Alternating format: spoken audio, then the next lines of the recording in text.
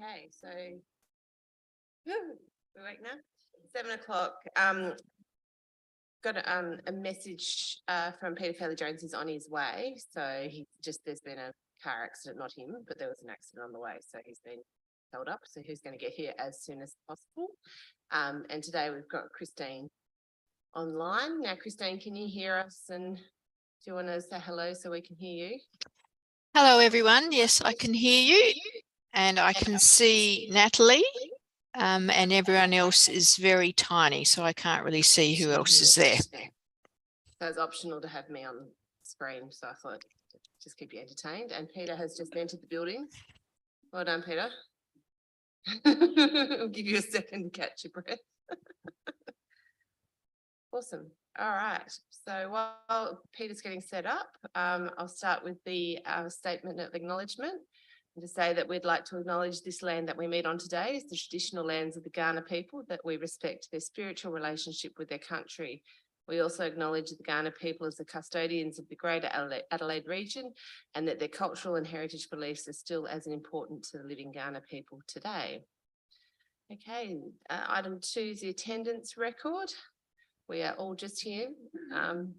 There's no apologies, no motions to grant a leave of absence, no leave of absence, and no non-attendance.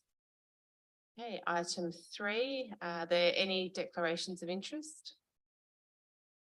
No, nothing to declare. Excellent. All right, we'll move on to item 4, which is confirmation of the minutes. And we've got a recommendation that the minutes of the Audit and Risk Committee meeting held on the 7th of February 2023 and the Special Audit and Risk Committee meeting held on the 13th of April 2023 be confirmed as a true and correct record. You're happy to move it? So moved by Mayor Redmond. Have I got a seconder? I can. Yep.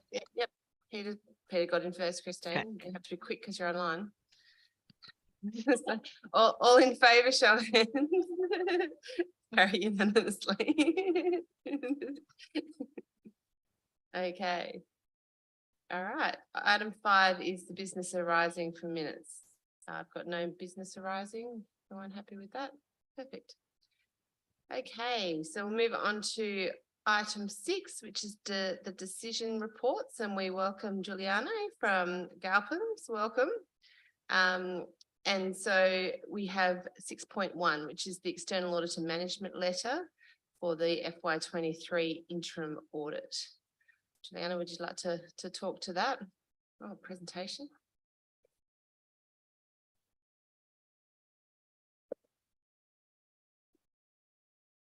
Natalie, can you hear me? Okay, thanks, Natalie. Good evening. Thanks again for the opportunity to provide audit service to the town of Gawler. We came here in February for our interim audit, and I think we'll just prepare a quick presentation to discuss the results of our interim audit. So perhaps before talking about those results of our interim audit, I think it's important to understand that we're here for 2 reasons. So one is to provide an opinion on the financial report, and also we need to provide you a controls opinion and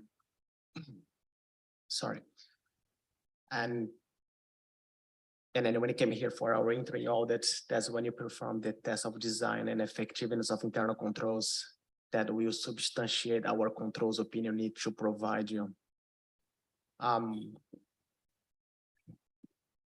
Talking about the controls opinion, we need to provide you an opinion to you and your stakeholders whether you comply in all material aspects of Section 125 of the Local Government Act. When that legislation was created, I think the first challenge for us was to determine what a good financial controls framework was to enable us to benchmark your financial internal controls framework against. And that's why the better practice model was created, which is mandatory for us to use, and which is a list of about 400 controls, common internal controls in the local government sector. that we use to benchmark your internal controls. Obviously, you don't test all those 400 controls, and we adopt a risk-based approach, which consists of identifying your key business cycles. Then we identify the core controls as per the better practice model related to those key business cycles we identified.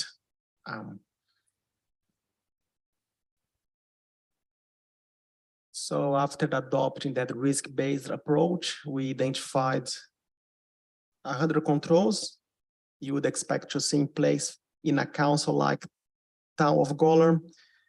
And those controls are within those key business cycles we identified, which includes purchasing and procurement, fixed assets, general ledger, accounts payable, rates, payroll, receiving, credit cards, banking, and debtors.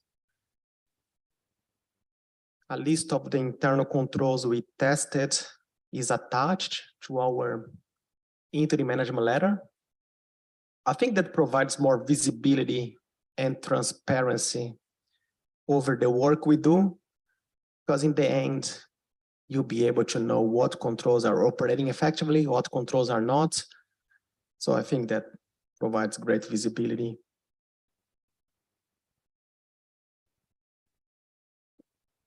So when the controls opinion was created, Galpins decided to change the way we report our findings, because typically external audit interim management letter can be written on an exception basis. That's not our main purpose in coming here.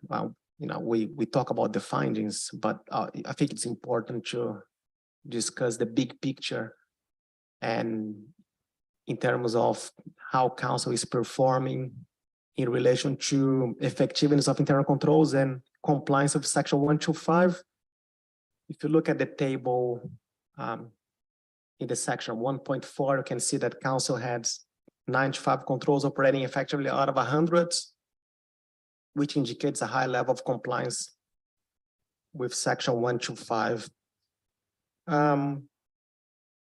Is the 4th year of our contract.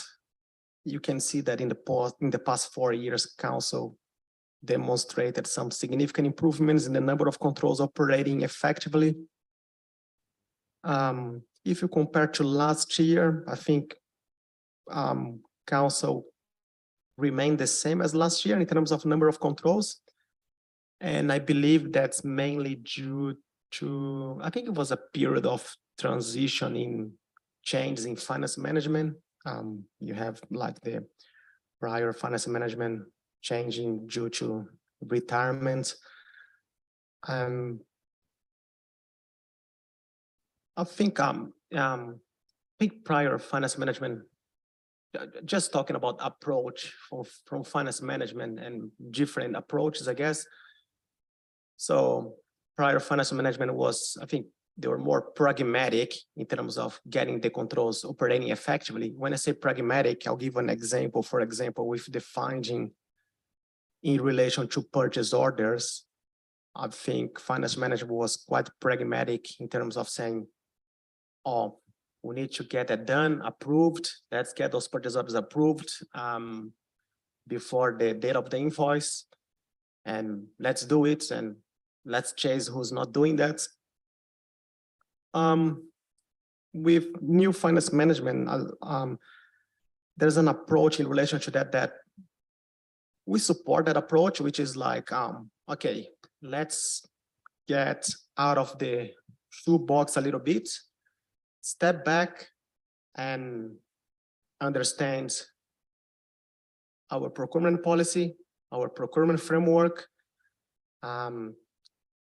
Do those documents reflect our day-to-day operations, and does it reflect what you want to achieve, council's vision and what you want to achieve in the procurement area? Obviously, this approach may take longer, but I think that it will deliver better results if you like step back and see the way you look at things and review the policies and see if you would like to do things the same every year. So, but again, 95 out of 100 controls is a high level of compliance. We usually categorize our clients into 3 categories. We have the bottom category, where the council will qualify the controls opinion. We have the mid category, the controls that's the councils that demonstrate a satisfactory level. And then you have the top category, that's where Town of Golar is, which are the councils that demonstrated a high level of compliance. Maybe next time I come, I can sort of benchmark where Town of Golar is compared to other metropolitan councils.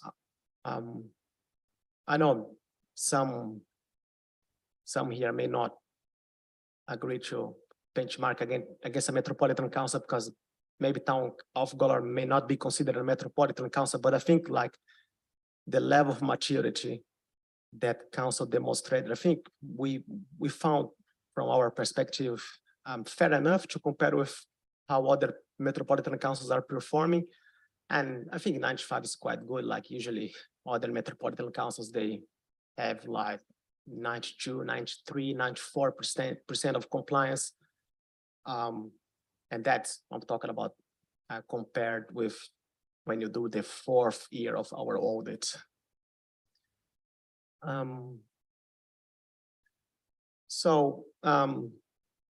Talking about the level of maturity, I think like council is achieving like a good level of maturity in terms of its financial internal controls. And for that reason, I think we're just planning for next financial year to have an additional focus area, which will be reviewing the council's IT entity level controls in the areas of governance, change management, information security, backup and recovery, and third-party IT providers. We have spoken to IT management already about it, and they're happy about it. So probably for the next interim audits, we are going to bring our IT auditor to review those areas and have an additional focus area. So, and after we performed our interim audits, we concluded that we are likely to provide an unmodified controls opinion. And obviously this will depend on council ensuring that the controls that were operating effectively at the interim audit will continue to be operating effectively until the end of the financial year. Thank you. Thanks, Juliana. We got any comments or questions or comments from management in regards to the interim audit? Yeah, Peter. Question really in relation to the accounts payable point that has been made. This about the purchase orders not being filled in until after the event, so to speak. This always seems to come up all the time, not only here but most other places as well. But I think the point about speaking to the people who are offenders, if you like. I mean, I don't think it's as weird as that, but is a good point. And I noticed the comment is that they're reviewing the purchasing and accounts payable process, and the use of purchase orders will be considered as part of that. And I think that's part of the issue, but I think it would be revealing to actually go and talk to people who are using the system and not compliant to determine what the rationale is, what suggestions they might have for ensuring that they can comply with the process rather than go around it. The other interesting thing I thought was that the amounts in the testings that you did were fairly large. They weren't just small amounts that were, and some of those have probably got, well, not most of them, got contracts against them, and some people might consider a contract being a purchase order, you know. So that area needs perhaps being looked at as well. yeah, I don't know if anybody's got any comments in relation to that. Oh, sorry. I suppose from a an administration perspective, I think some of the issue is the nature of the purchases that we're actually making, in the sense that it is very difficult for people to get a purchase order or do a purchase order for some of the majority of the transactions that are actually doing, like, you know, so annual subscriptions and a lot of the stuff or the vendors that we use, that because they're more service driven from that perspective, and that's where it seems a bit counterintuitive to put a purchase order in after you've actually already purchased the services, which I think is where the auditors are actually coming from, because you'd think that most of those, I suppose, non-compliance is due to that fact. And you're right, we do have a lot of the big purchases are subject to contract, and so that contract actually forms, I suppose, our commitment to the supplier for what the purpose of a purchase order actually does provide, or for the purpose of what a purchase order is. I think from an initial viewpoint and coming from an outsider, I suspect that there will still be parts of the business that we will have purchase orders, like from a depot perspective, where there's inventories and there is, I suppose, purchase of supplies, that the component of the purchase order will still be required. Whereas, but where we've got agreements or in place, for example, purchase of legal fees, we're not going to be raising a purchase order every single time we actually engage a lawyer and all that sort of stuff. So there will be some modification of that process as we actually go through. And I think that because we have started the review process, and some of that feedback from the users are, I don't understand why I have to put one in when I've already got the invoice in my hand.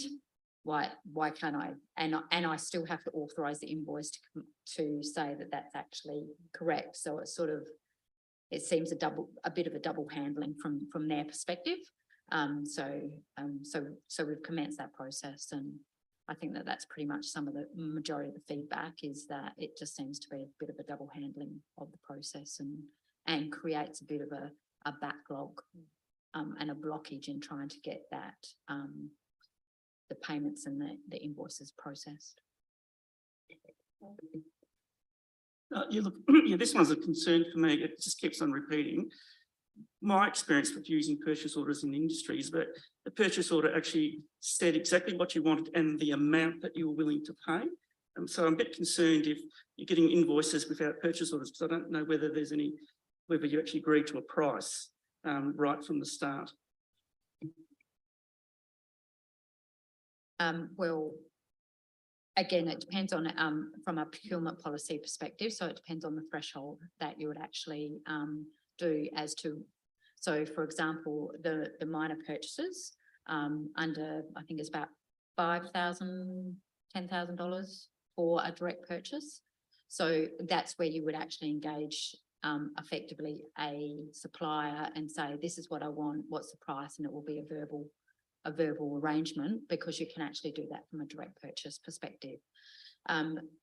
Whereas, so there is that agreement in place, but there's not that formal exchange of a purchase order, because a lot of organisations from a service perspective aren't necessarily set up from a purchase order perspective as well from that. So there is still compliance with the procurement policy and the methods that we have to engage based on the value of the purchase, which effectively, in most situations other than the 10,000 or direct purchase limit, actually requires some form of documentation to confirm the price, whether it's either through a quote or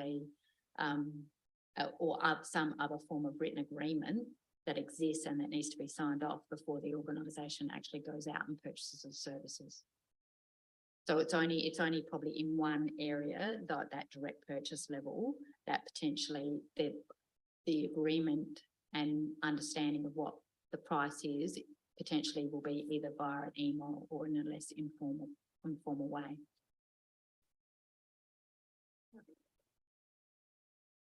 Any other questions? Christine, did you have anything? Just that I'd encourage the review of the processes to stop the double handling and the backlogs.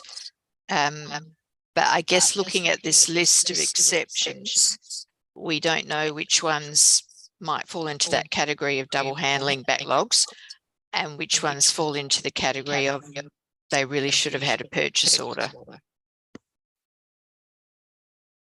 So it's hard to know whether we've got a big problem in dollar terms or whether most of this list, perhaps the process should be changed to give some exemptions.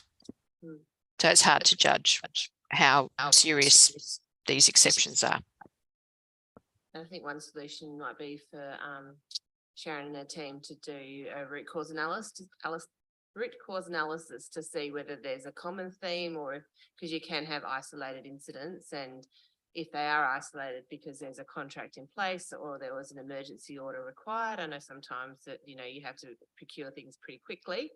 Then maybe, you know, there's workarounds, or, you know, there's, I don't know, Juliano, whether you see with your other clients, whether there's a sign off if they come to approve the invoice and there's no purchase order, whether there's kind of a compensating control at that point in time to say, okay, well, we're doing our three-way match.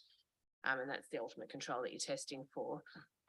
There's no purchase order. However, we have a contract or we have another document that's satisfactory. Have you seen that, Juliana, with the other clients, whether they're using something other than purchase orders?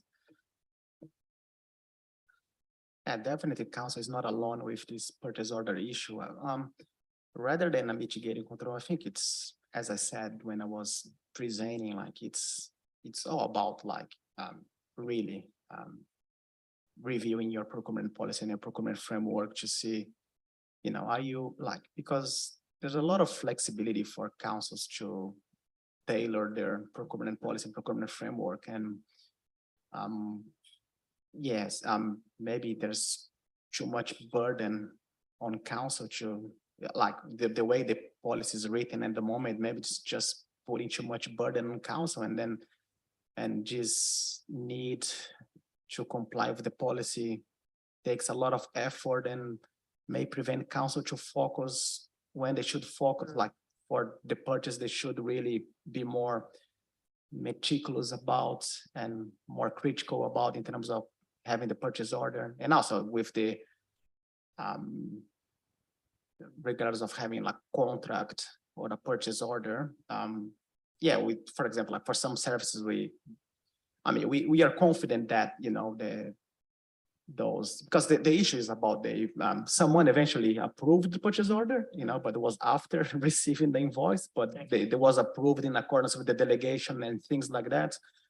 And but we also look at alternative documents from an assurance perspective in terms of, you know, look at the contract and the approval and the how the goods and services were procured and things like that. So you're testing against policy. So if the policy said that a purchase order wasn't required in a certain circumstance, then it wouldn't be an exception. Is that right? Yes, but you know, as I said, like we support management's approach to, you know, step back and review those policies, because it just, you know, council may be shooting themselves on their foot because it's just too much onerous, the policy. Yeah. I think that might be a solution, is to review the policy as you get more experience with the council, Sharon, that you can adjust the policy. And just in looking at the exceptions that are listed, most of those are actually associated with contracts because they're associated with construction. I think the only one potentially, and that's not necessarily because I'm not necessarily close enough, is whether the legal fees as to what arrangements we actually have in place with regard to like a panel of providers from a legal perspective, from a procurement. But if you look at the cycleway construction, that was part of the capital works project, which had been subject to contract and subject to a tender, like a very vigorous procurement process. And I would have to sit there and say, from as an outsider coming into the organisation, the procurement process here is very, very sophisticated and very mature in that sense of making sure that all the checks and balances against the procurement policy and the delegations are actually ticked off prior to the actual expenditure even being made. So from that perspective, to sit there and say from that assurance from your perspective and the council's perspective is that there are a lot of other mitigating controls and policies and practices that the organisation undertake to actually make sure that funds are expended and committed in the right way and within delegation. Very good. I think it was a good report. Thanks, Giuliano. Having the 95 again out of 100 is good, and them all being ranked as moderate as well as a big. You can see the improvement since 2020, and I think they're not major items. I think they can be addressed pretty easily. So I was really happy with that report. If there's no more comments or questions from anyone, we've got an officer's recommendation that the Audit and Risk Committee recommends that council notes that 1, the interim audit management letter, which includes management's responses to the finding contained in attachment 1, and the actions be taken relative to addressing the outcomes and recommendations following the interim audit. Do I have a mover? Christine, I'll give this one to you. Peter, are you happy to second that? All in favour? Yep, carried unanimously. Thank you. Thanks, Giuliano. You can choose to, that's all that you're here to present? So you can choose to stay or you can go. It's up to you. I'll probably go, and thank you very much for having me here. And yeah, I still have to. Thank you. We'll see you at your end. Thank you. All right, moving on to item 6.2, which is the FY23 third budget review. Does management want to speak to that item? Ash? So thanks through the chair. So we are presenting the third quarter budget review. So it's part of our good management practice in finance that we do 3 quarterly reviews, and this is the third one, which needs to be adopted by 31st of May. Like as the recommendation says that there isn't any change to the operating position presented in this review, and we started with 1.364 from the second quarter budget review, a deficit of 1.364, and we're keeping it at the same. And the major thing that we cover in this review is also like the carried forward of our capital projects. So we are projecting at this stage that there would be a carry forward of 4.9 million in our capital expenditure and relating revenue as well for 2.6 million. And we are also carrying forward operating expenses of 167,000. So yeah, I mean, there is reports as it is, so I'm happy to answer any questions if there are. Okay, thanks, Lakesh. Are there any questions or comments? No, Christine doesn't have anything. Peter, have you got any questions or comments? I think it was all pretty straightforward. Yep, we're all happy with that. Well, if we're all happy with that, we'll go straight to the officer's recommendation. Yep. Oh, Redmond's going to move it. Have I got a seconder? Councillor Koch, the second. All in favour? Carry unanimously. Thank you. 6.2 is done. Thanks. Thanks, Lakesh. All right, 6.3 is the FY23 internal controls review. Is that someone from management? Oh, Lakesh, you've been busy. Thank you. So through the chair again, like this is the part of compliance as well, apart from like what Galpins does in regards to checking the internal controls. We have got a software where we do check the internal controls within the organization as well. So this is the stock standard we have been doing since 2014-15. And like the process is that we have got around 243 controls, which we check. And we have got reviewers and assessors, so there would be a team member who is gonna review it and a team leader or a manager who is gonna assess those controls. So we have been pretty consistent with the review scores. So for last, in the table 1 of page 16 of the agenda, we have got the scores, which is about 4.8 for this year as well. So it's been consistently keeping that, maintaining that level of internal control within the operations. So yeah, so the report is fairly self-explanatory, other than there is like task improvement plan, which was also identified, like, you know, how Galpins have identified that we have got few weaknesses in our purchasing. So yeah, so I've put in place, so we are looking to amend our purchasing policy, and then also putting some additional controls in place to ensure that those improvements are carried, and we try to remove them from next year's audit from the external auditors. So the recommendation is received and note the internal controls review report. I'm happy to answer any questions if there are. Thank you. Are there any questions? Christine? Just a question on the timing of when this is done. Is this internal controls review done before Galpin's visit, so there's an opportunity to improve things? Because I just noticed Galpin's had some findings that when I looked at this internal control review, I thought the internal control review here was a bit generous. Like Galpin's had found some things that you would expect would be rated a bit lower. Yep. So thank you. So through the chair, like this is done after the Galpins have done their audit. So like we open the software generally around Feb end, and then we collate our results by end of April.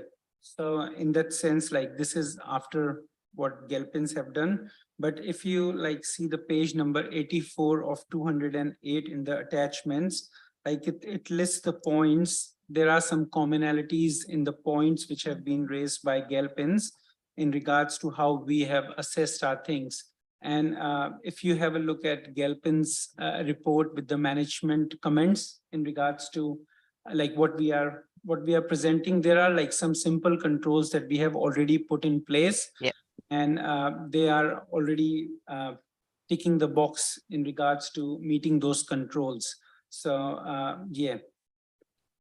Okay, can I just suggest next time that in this paper we just put a date just so that we're clear whether this is done before or after Galpin's visit? And if it's done after, then check for consistency. Yep, noted, thank you. I think keeping in mind that this is all the controls as opposed to Galpin's picking a sample of 100. So yeah, Galpin's does a subset, but you can see there's some overlaps. Are there any other questions or comments? No, happy with that. Okay, there's nothing else. We'll just 6.3 move that the Audit and Risk Committee notes the FY23 internal controls review report. Do I have a mover? Peter, seconder Christine. All in favour? Carried unanimously. Okay, item 6.4 is the procurement strategy and policy update. I've got someone. Okay, Renee. Thank you. This report presents to the committee the draft procurement policy, which has been reviewed and updated in line with legislative and policy requirements and council's strategic goals and directions. The fundamental procurement principles that should be applied to every procurement, irrespective of the value or the complexity, have not changed. And it's important that council continues to test intended procurements against these primary standards. The intent of this report is to provide confidence that the updated policy will provide more flexibility to contract with suppliers to enable agility while applying fair and transparent processes for all procurements. Importantly, this report provides the committee with an understanding of the current local economic benefit, demonstrates how the updated policy will further support local economic benefit, and provides direction for future local economic benefit initiatives. All right, thanks, Renee. Do I have any questions or comments? Councillor Kosh. Just going back to the last meeting when we talked about this, we talked about it making it easier for smaller businesses or medium-sized business, for example, to be able to get a contract with council. Reading this, where is it now easier? Apart from, I think, increasing the local content, is that the one thing? But there's a whole lot of other things in there, I think, which might create a barrier to smaller businesses. For example, just my experience, we have a business, we have a publishing business. We used to be in partnership with TAFE SA and a publisher and our business writing learning resources. And that over time just evolved away, and we are still writing those resources. A contract came up with SA TAFE to write resources, and we got knocked out because we couldn't tick all the boxes. And that's my concern. We could still do the work. We were actually doing the work, but we didn't have all the, we're such a small business, we couldn't tick the boxes that they required. So I'm just concerned that small business who can do the work can't tick all those little boxes that a bigger business can do, because they've got all the offices there and they've got all the stuff in place, which pushes up the price. I mean, we could go out and do that. We could go and tick all the boxes, but it would cost us so much to comply with those requirements. We just wouldn't do it as a small business. So, I mean, where's the opportunity there for smaller, medium-sized businesses to actually get the contracts? Thank you. Through the chair. So we can't put everything in the policy. Policy forms the overarching tenets and sets the direction for council. And from the policy, we develop procedures and initiatives to put systems and practices in place to achieve policy objectives. So the policy update will support local economic benefit because it mandates local economic benefit as an evaluation criteria in all competitive processes, and it increases the minimum weighting from 5% to 15%. It also provides local and small to medium enterprises with greater access to the opportunities by increasing the procurement thresholds for direct sourcing and quotations, reducing the complexity of information required to bid for low to medium value and low to medium risk goods and services. And it provides accountability and transparency and local economic benefit through annual reporting. Now, the policy updates and through the implementation of vendor panel and other initiatives, which we will have other initiatives that will support local economic benefit. And that includes things like tailoring the request for quote templates and to make the information that we require as a minimum to contract with businesses to reduce the amount of information that's required, just so that we're at a minimum meeting our council's requirements. For example, with work health safety, because we are a PCBU, we have certain requirements we need to meet. We've got insurance requirements we need to meet. But I agree that there is a lot of information in, for example, the RFT return schedules that do create barriers for small to medium businesses. And it's my intent to streamline the processes and to streamline the response requirements through these initiatives and through the implementation of vendor panel, so that we can engage with local suppliers a lot better. We've also got initiatives including local engagement with suppliers through information sessions and workshops. I guess all this sits upon us being able to implement these initiatives and, to implement and go live with the vendor panel. It's about having a policy in place that supports this. And then from that, we go and update our procedures and our guidelines and templates. And this is it's not going to happen overnight. It's a long-term goal. We need, 12 months to roll this out and do it properly and really provide that benefit to local businesses. Thanks, Renee. Mayor Redmond. Thank you. Thank you, Renee. The majority of our businesses are small business. So I think we need to demonstrate that these policies and whatever procedures you might streamline actually have an outcome for small business. So how are you going to measure whether the policies and procedures that you put in place will have a positive outcome, given that the majority of the businesses in Gawler are small business?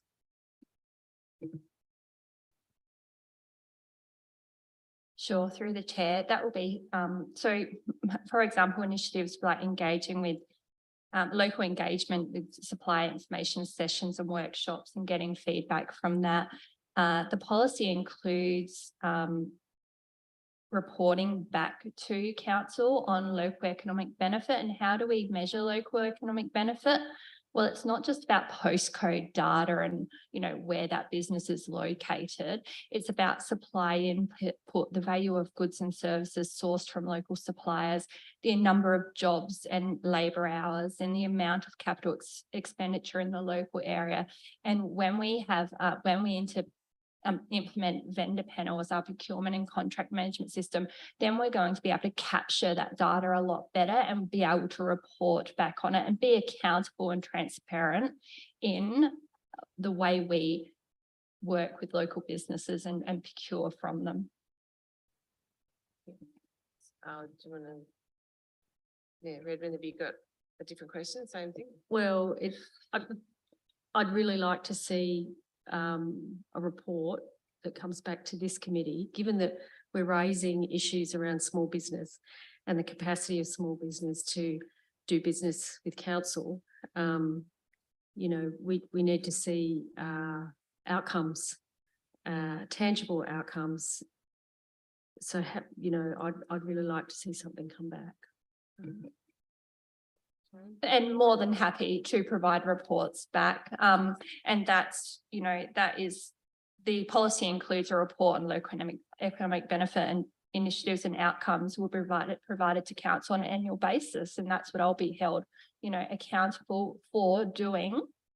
And that's where we will feed that information back. And more than happy to bring it through this committee before it goes to council so that we can show you what we've been achieving. If you refer to this report, I can show you, you know, based on postcode data in the last 12 months, councils spent nearly 5.5 million in the local economic area, what we defined as local, and that represents 23% of all payments made by council, which I actually think is quite a good number, considering that a lot of the businesses are those smaller businesses that not necessarily go for the big dollar items that council may be procuring.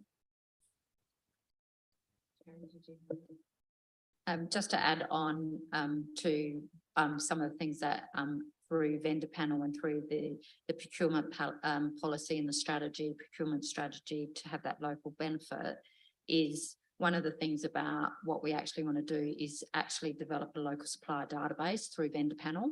So effectively we will have on and staff, when they're actually looking for procuring particular types of services, they can actually, it's this one-stop shop that we actually know what suppliers are within our local community or local area that we can actually engage as well. So it's some of those sorts of things that we're looking at to actually make sure that we can actually understand who's in the local area and what services that they provide, and having that readily available to staff when they're actually going through that procurement, their procurement process for some of those goods and services as well. So I think that's, but as Renee said, it takes, like, you know, it will take time for us to actually build that up. And then again, whether it is that thing of providing those local panels for particular services and all that sort of stuff. So when the depot or something want to go out for a service, they can actually go to that local panel, that panel, and that from that perspective as well. I think some of it is also communicating to staff.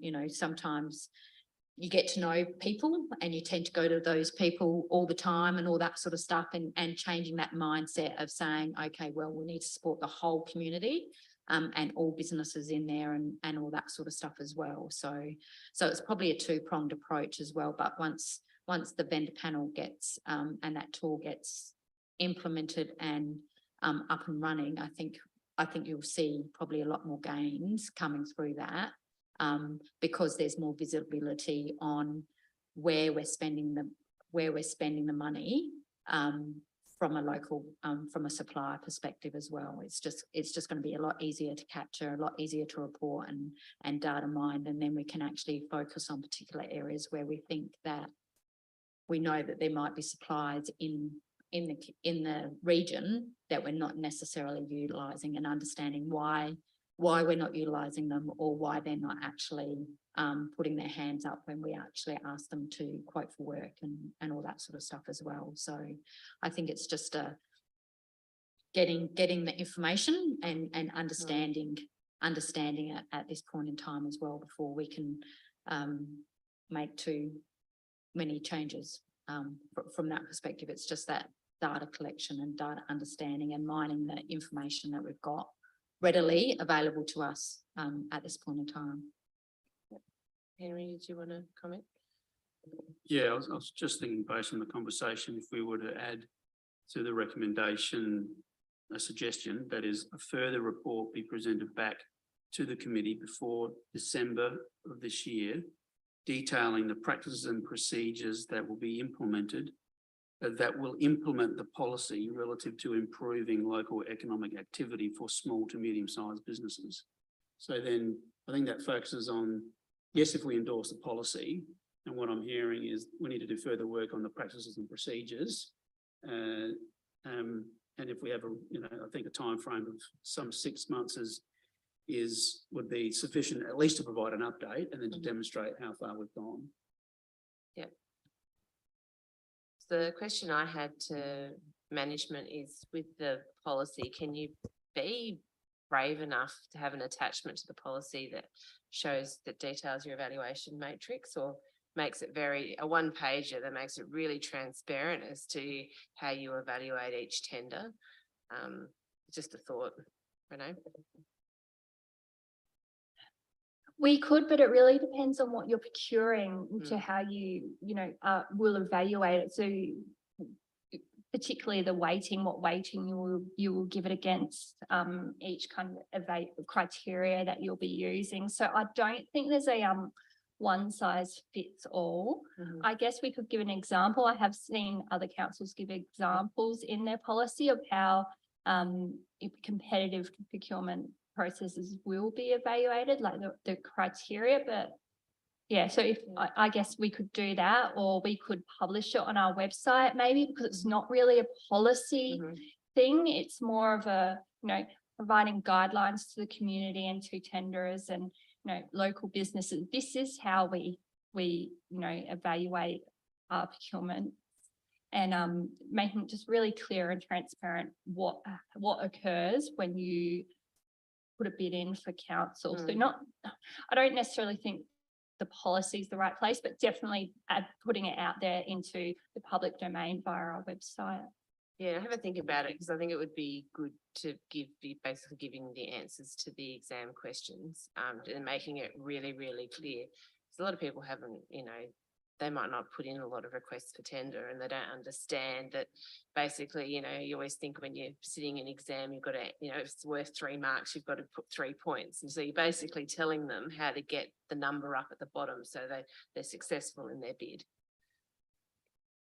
I think the only downside to telling people how you're going to weight it is that some people will then put all the effort into just those parts and not provide the other information, which is also important. But yeah, I do see that. And we do provide those evaluation criteria in our conditions of tendering and our conditions of quote. So it is upfront. This is what we will be evaluating it on in those conditions. Okay. Thanks. Christine, did you have a question? Just a comment supporting Henry's suggestion, because at this stage, we don't know if 23% is good or not. So I think it would be good to encourage the data capture so that then we've got a better idea of what the targets could be for the KPIs. Yep, that's a good point. Peter? Yes, look, what I've read and heard from Renee, I think I'm encouraged by the sort of the approach being taken. The question, one question I have is in relation to the minimum weighting applicable here. Does seem, it's quite a large weight, and that may be appropriate. But of course, there's got to be a balance between supporting, local business and jobs, and the other side of the equation, which is the ratepayer who has to pay for it. So there's two interests at stake here, and there's a fine balance to be made, but in trying to achieve that, and maybe it needs to see how this works, but quite a large weighting on the local economic benefit may be costly, and that maybe you've got some thoughts on that, Renee. So the minimum 15% is actually a recommendation from the Office of the Industry Advocate for local government to apply. And I guess the range is there because, there may be particular goods and services that we know once we've done a market analysis that Town of Gawler has some excellent providers and potential in. And so let's put a 30% weighting because it will give that extra benefit to an advantage to and preferencing to those local suppliers.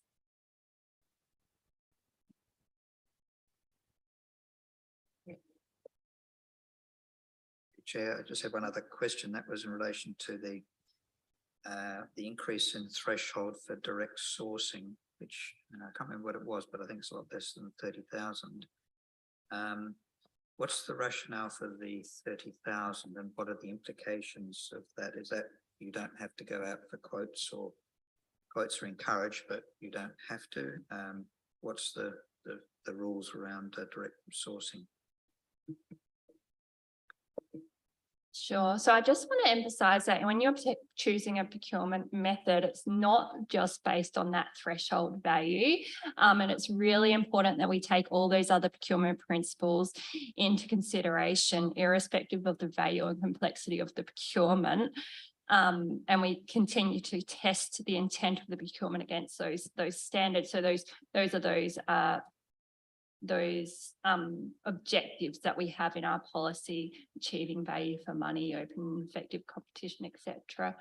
The Town of Gawler's procurement thresholds haven't changed for 10 years, so that's no indexation over those 10 years. That's no consideration of this being one of the most disruptive decades in supply chain history.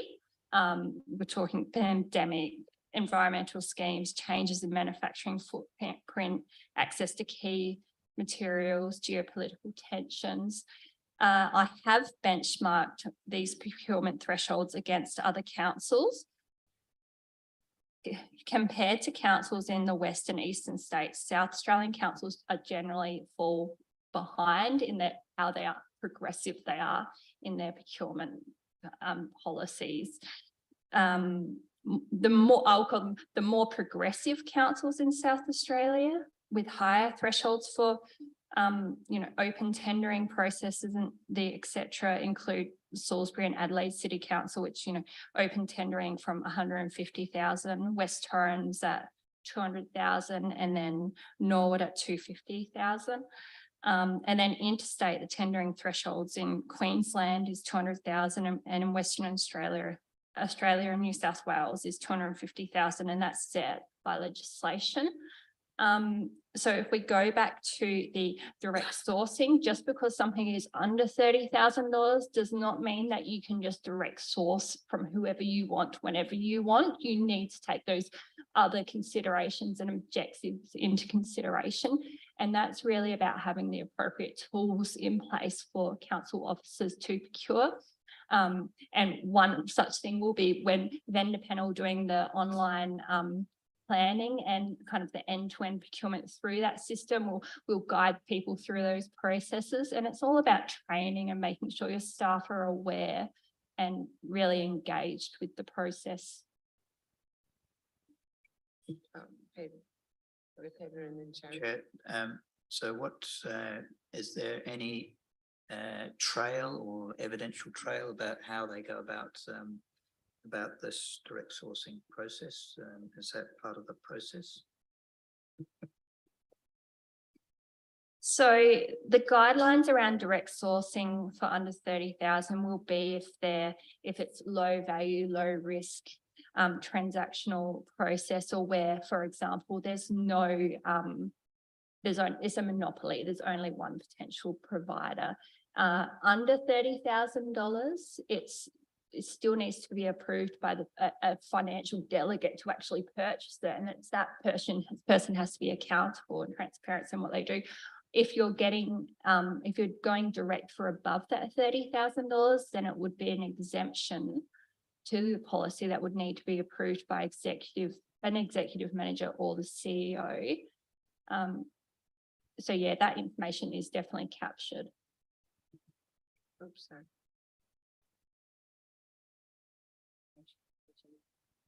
Okay. Yeah.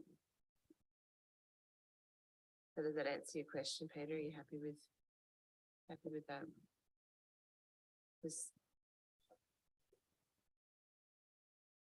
Yeah, and it will be subject to future audits and in terms of how the process works. So we can see then how it's working, I guess. And that's consistent with state government as well. State government was at 30 grand forever, and they've just bumped theirs up to 50 grand. So there's consistent process there. Did you have anything else to add, Renee? Sorry, I just thought I would add that we also consider cumulative spend over, periods of time. So it's not 30,000 every month from one supplier. It will be audited and picked up if that's occurring. So it's cumulative spends are also considered. Yep. Any other questions or comments? Christine, you're all right. Okay, so everyone's happy with that? Oh, Councillor Koch. Yeah, go. So, yes, I'll move it, especially with the inclusion, which is good. Yep, so we've got part 2's been inserted now. So a further report be presented back to the committee for December 23. I think it's important that we look seriously at the procurement process in this space. For example, I worked on one council where I was responsible for contracting out, finding suppliers to contract out different services. And what I found is that the bigger guys would put in fantastic everything they had. You could tick it, you could sit there and go, wow. But if I spent time talking to the local people, I actually found I got better outcomes, because a lot of times the little guys just wasn't aware of all the little things that you had to do, and they missed out because the bigger guys were just ticking boxes. And on 2 of those occasions, both of those businesses are thriving because of that. They won those contracts fair and square, and both of those businesses are thriving and employing local people. So I'm very keen that we actually spend time talking to our local suppliers and not just tick boxes. Thank you. Okay. Do you want to comment on that, Renee? Or you? Sure. Sure, and I totally agree, and I've had the same experience where we've given opportunities to small civil contractors who now are working for state government and have just thrived off the, the opportunity we've given them. It's really important that we analyse and categorise our spend data, and we do a local market assessment, and then go to, our local suppliers and develop that supplier database so our staff know what's out there when they're going to procure, rather than it all being in someone's head. Very good. All right, so we've got, so councillor Kosh has moved 6.4. Have we got a seconder? Peter is going to second it. All in favour? Carried unanimously. Thank you. Well done, Renee. It was a lot of work that you've put into that, we can tell.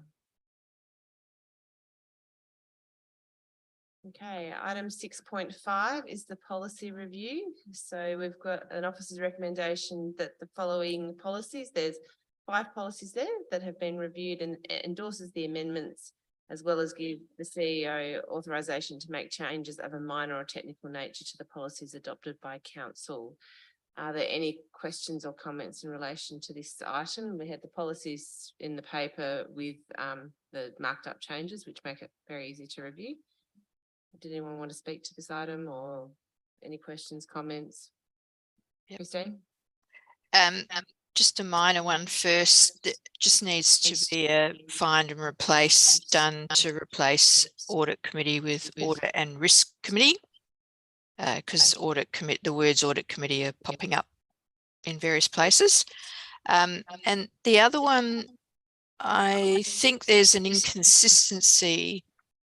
Let me just go page 129. Looking at thresholds of when executive need to approve things. Okay, so I'm on page 129. So say capital budget says executive management team $20,000 and above they need to approve. But I think on another, here, page 130, which is the budget transfer form, it says executive managers above 50,000. So I think there's an inconsistency with the dollar amounts, and possibly for operating as well. So just need to check between the policy and the form.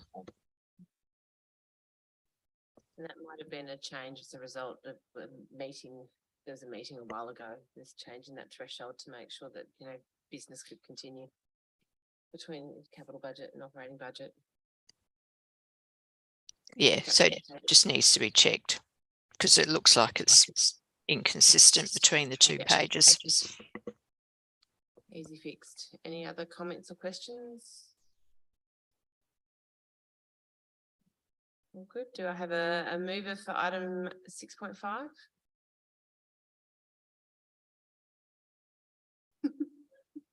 Christine will move it. Seconder. Not going to go there.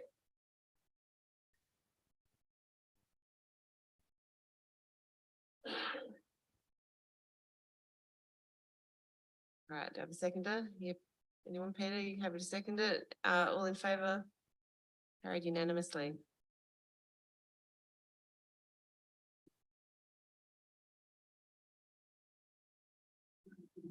Okay. So moving on to section 7, item 7, which is the information reports. So 7.1 is an update on the council's depreciation due to revaluation increases. The clashes issue. Yep, thank you. So through the chair, we have had revaluations done last financial year end, and the result of those revaluations was that we had a revalued increased asset values of about 46 million. And when the second quarter budget review was done, it looked like that our depreciation depreciation expense may increase by 1.1 million. And therefore, during that budget review, there was a decision which was made, or there was a further report that needed to become to the audit committee to do a bit more investigations on how that 46 million is translating to 1.1 million of depreciation expense. So the management has done a little bit of more analysis, and we discovered, like, especially like in roads and footpaths, that there was increased valuation of 9 million, which was by mistake. So that brought valuations a bit down. And then like a thing to note was that the unit prices were indexed for last 5 years. And this year, when we actually went out and got an independent engineer to do the unit rates, like the unit rates have actually increased a lot, in some instances by 15% as well. So that has actually drawn the revaluations. So what we have done then is we are proposing like the 4 options, which were like either the engagement of an alternative independent consultant to review the unit rates used. Secondly, like, consideration of discounting the unit rates in consultation with the external auditors.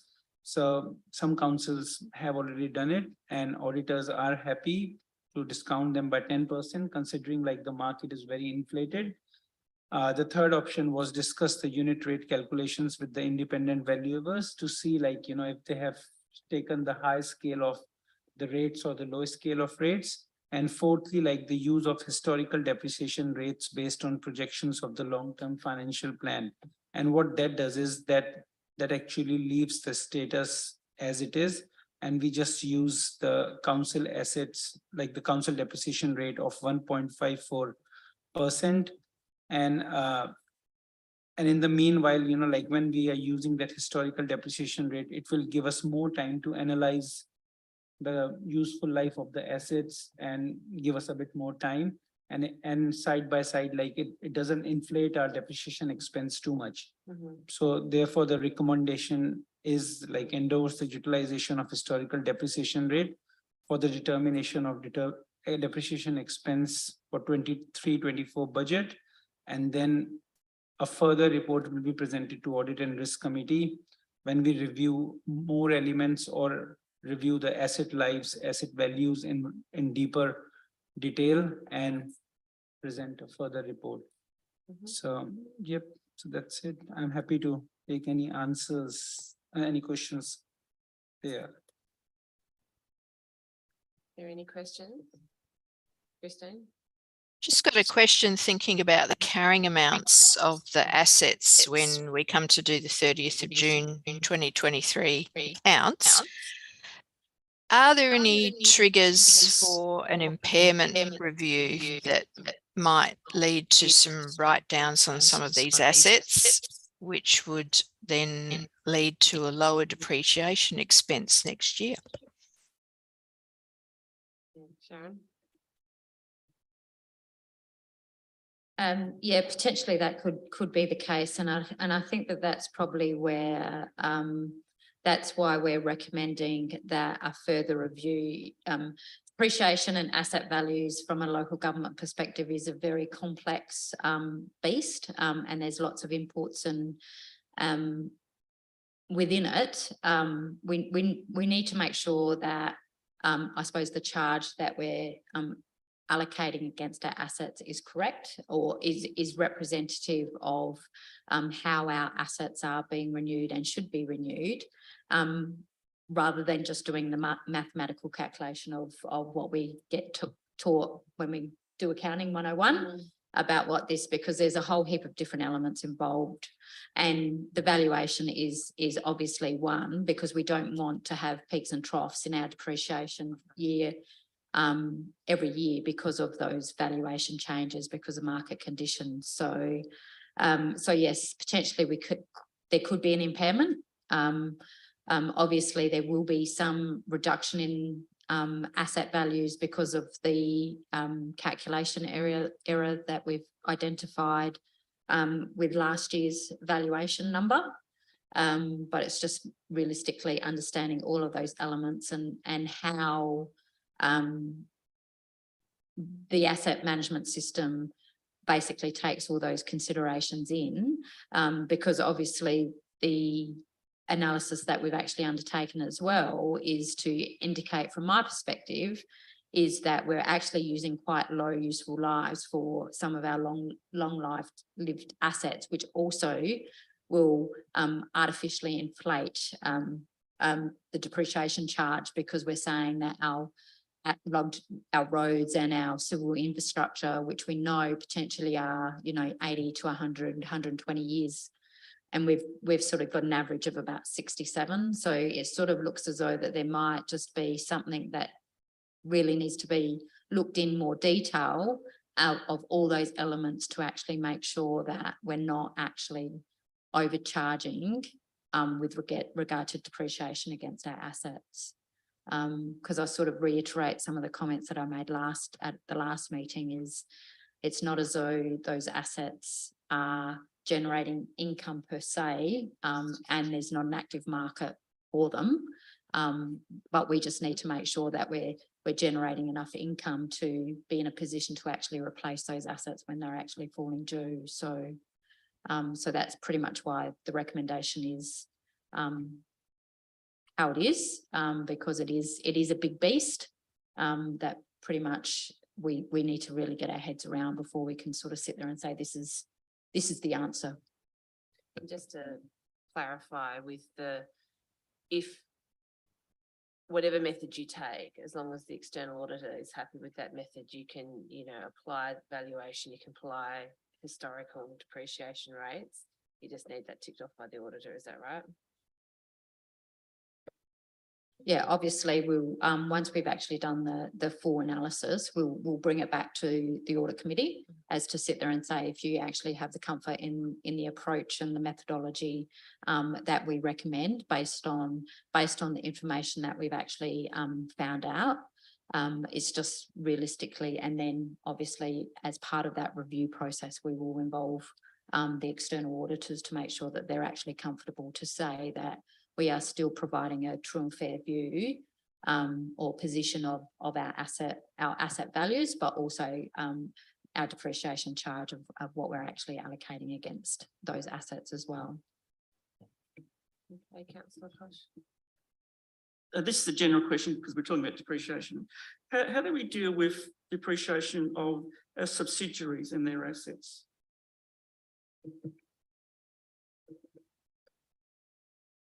Yep.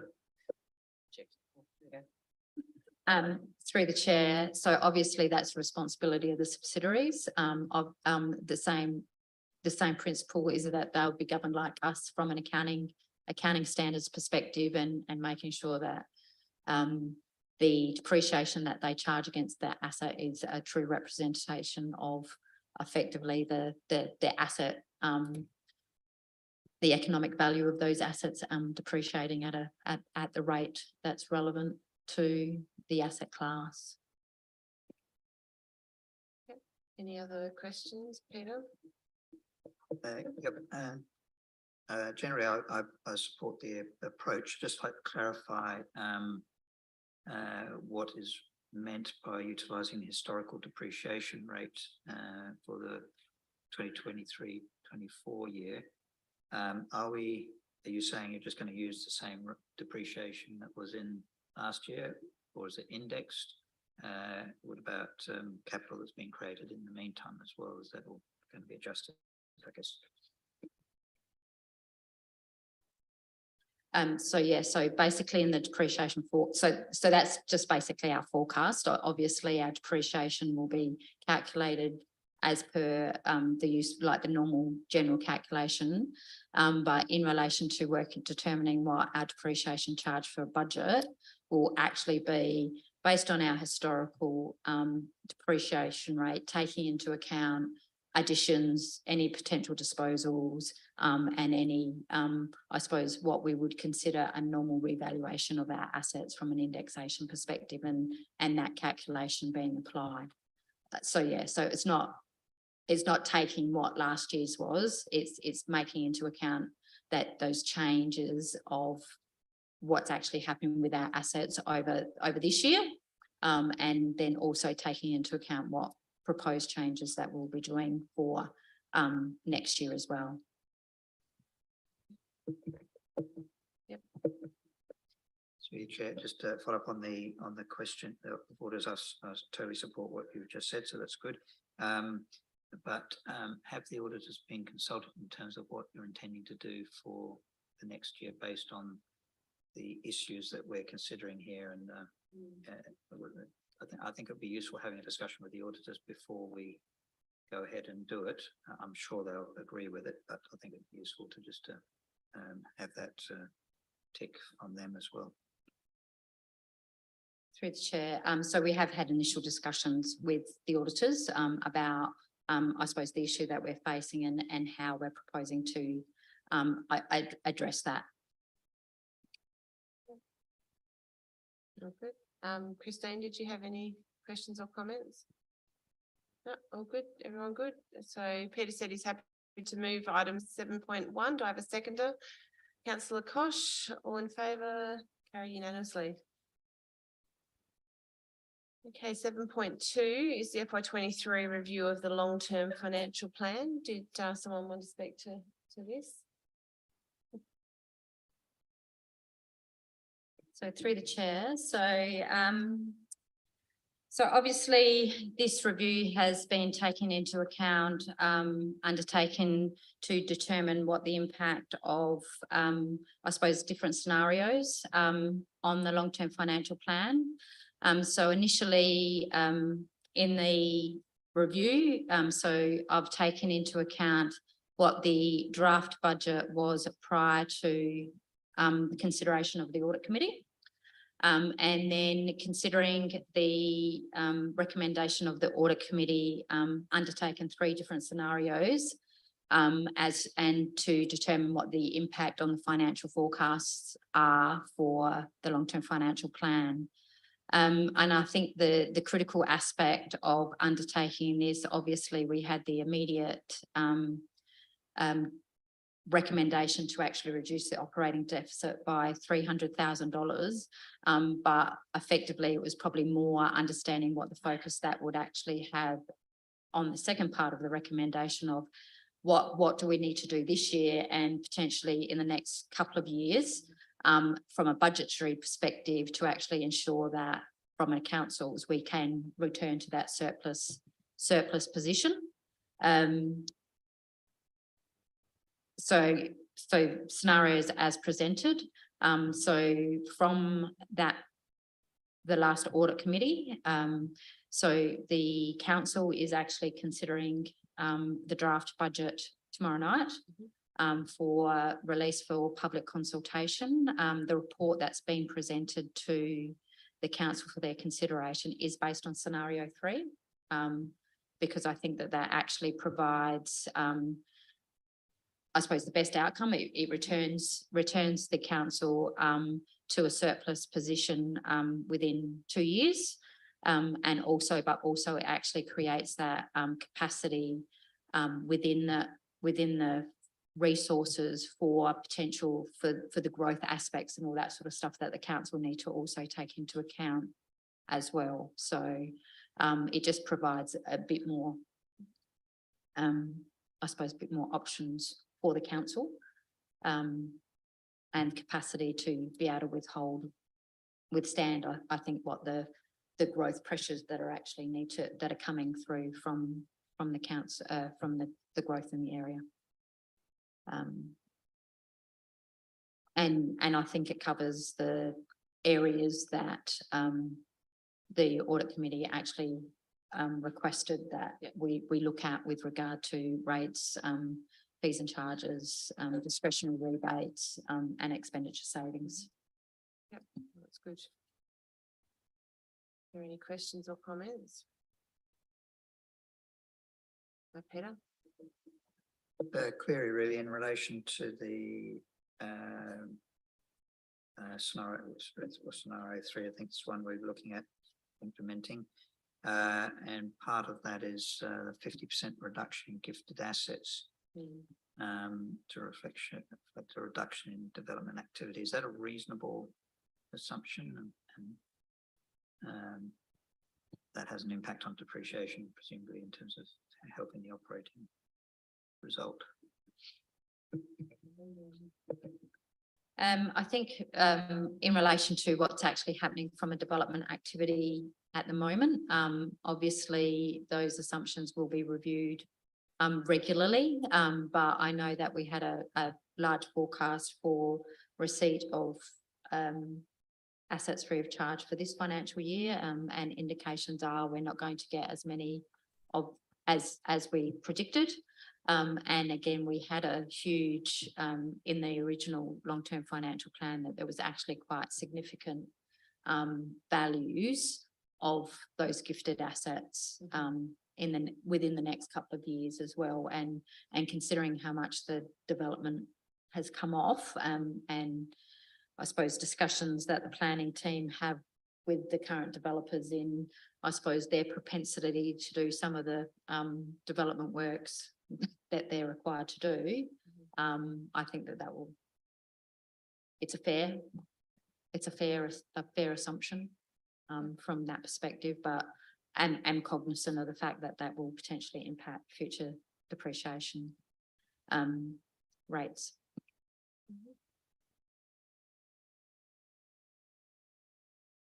Any other questions? Christine, did you have anything to add? Just that I thought it was a good piece of work and very informative to see where the sensitive areas are. And the good thing is that in the next council's term, I can see that the organisation will have quite good surpluses. So it means there'll be more options available to the next council. But unfortunately for this council, bit of belt tightening required.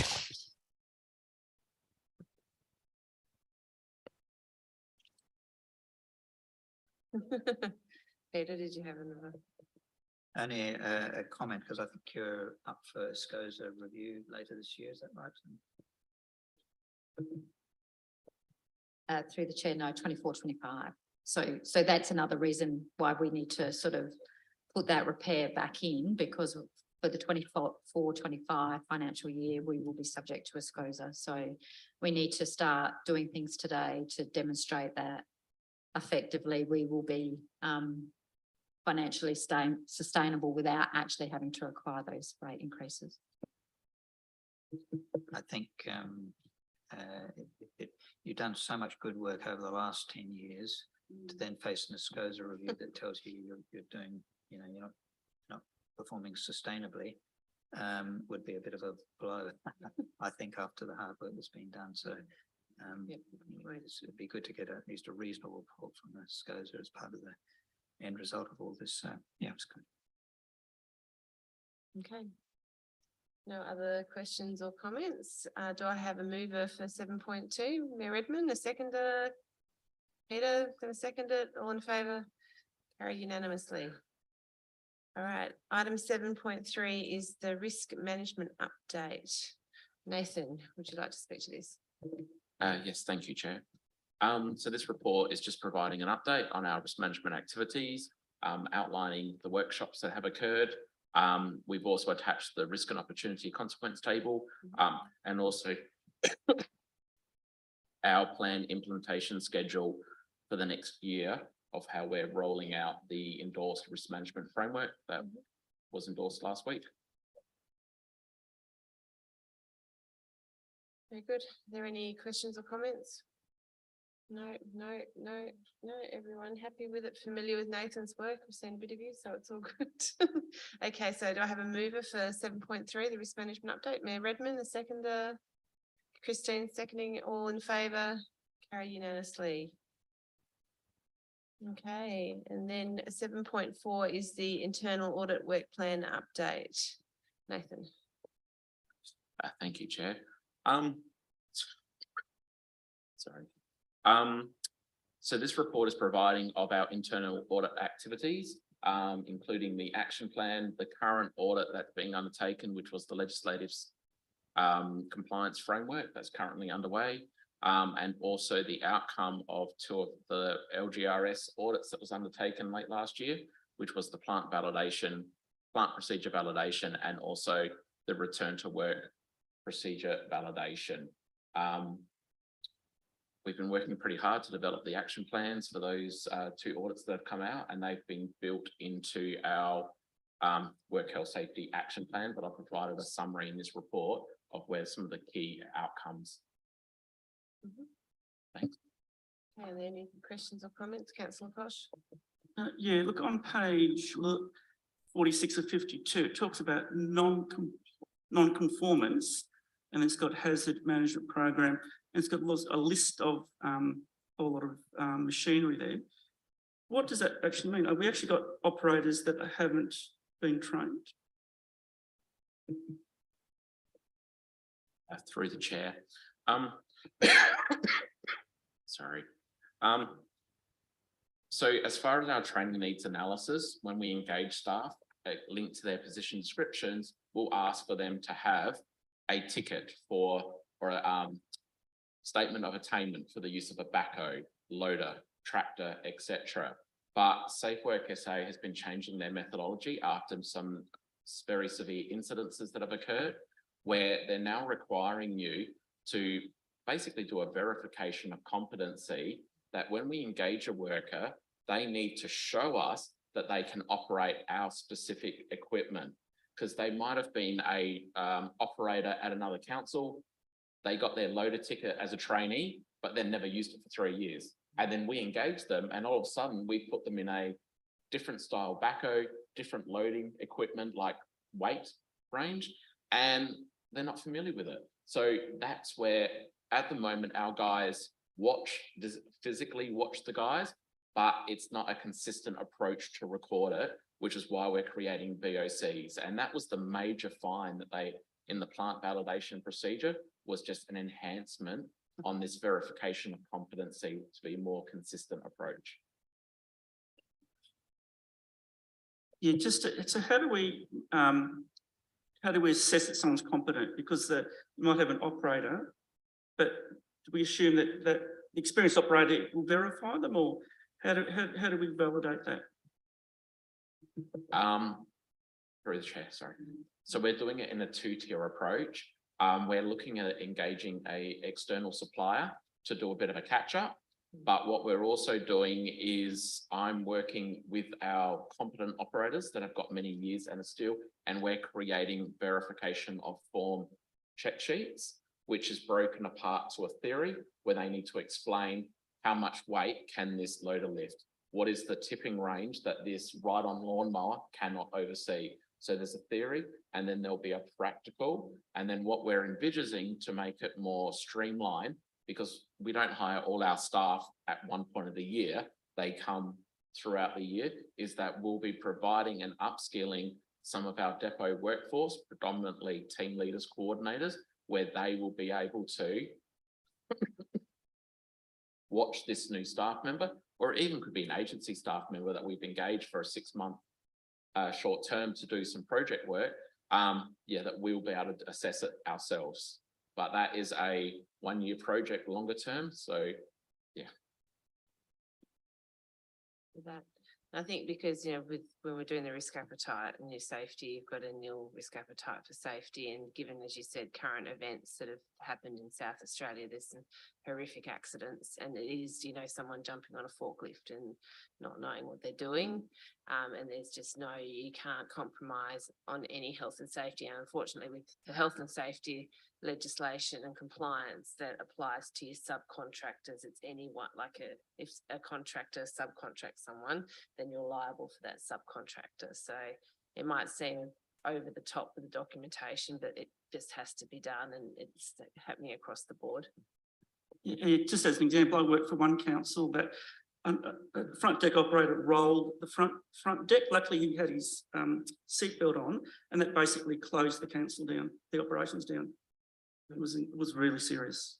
Yeah, so you just can't compromise. So it sounds like you're on top of it, Nathan. And it's just, you know, it's got to be done. You can't do it. And if that's all they can find, and that, you know, you've got processes in place to resolve that non-compliance, then that's good. Are there any other questions or comments?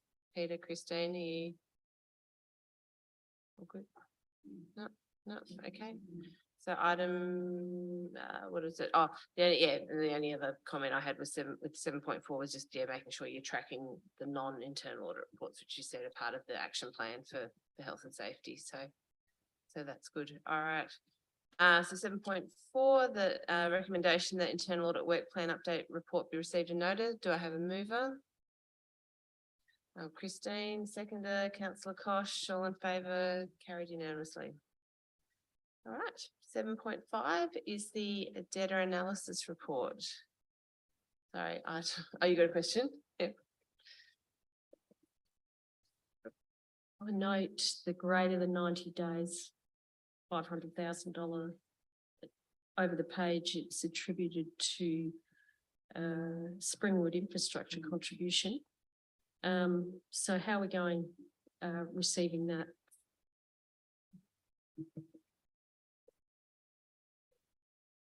So through the chair, we're effectively the meat and the sandwich in this situation where there's an impasse between Springwood and the department in terms of some of the handover or the confirmation of who did what when relative to the construction of the road.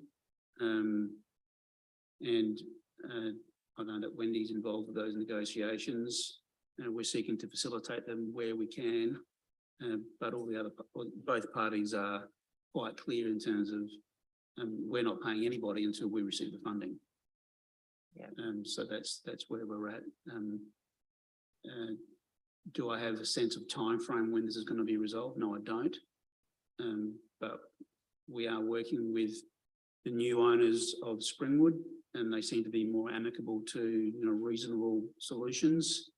And Wendy is trying to facilitate the best outcome. But although the state government are keen for us to forward their, the funding through to them, we're obviously not paying anything. We're not paying anything until we get it through the developers. Yeah. So those negotiations are ongoing.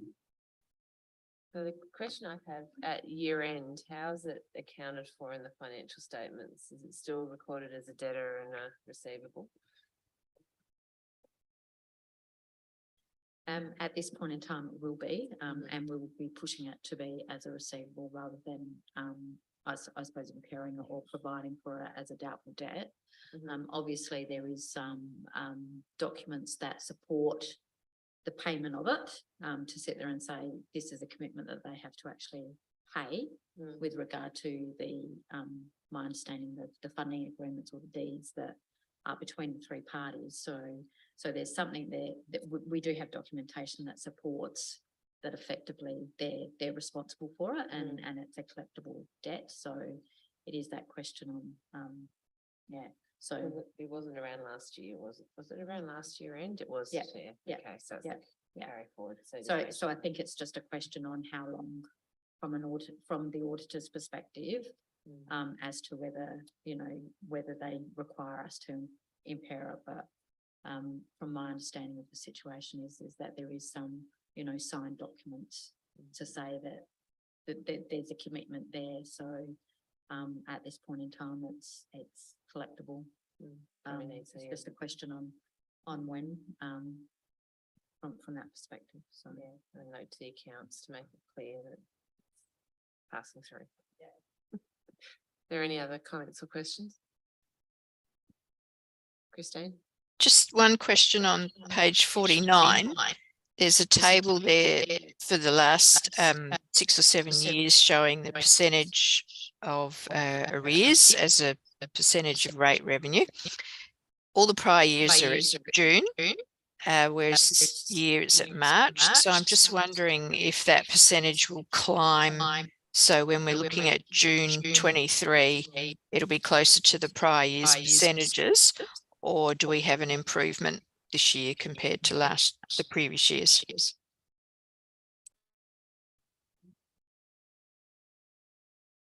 through the chair, I suspect it will climb to a certain degree because effectively there is still 1 quarter of rates that will go out in June. So it depends on the collection rate and from that June quarter payment. So I would expect it probably to rise slightly. Okay, so once we see the June numbers, then we'll know whether there's been an improvement overall in the arrears compared to the prior years or not.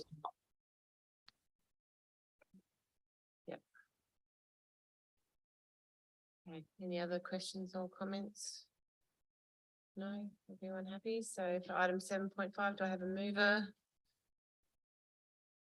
Christine's going to move it. Anyone going to second it? Peter, all in favour? Carried unanimously. So item 8, items listed for discussion, nil. Number 9, questions without notice is nil. Oh, are there any questions without notice? Getting tired. No questions without notice. Any motions without notice? Speak now. No. Okay, cool. So now I can close the meeting at 8:35. I reckon that's a record. Well done. Oh yeah. Not anything on you, Christine.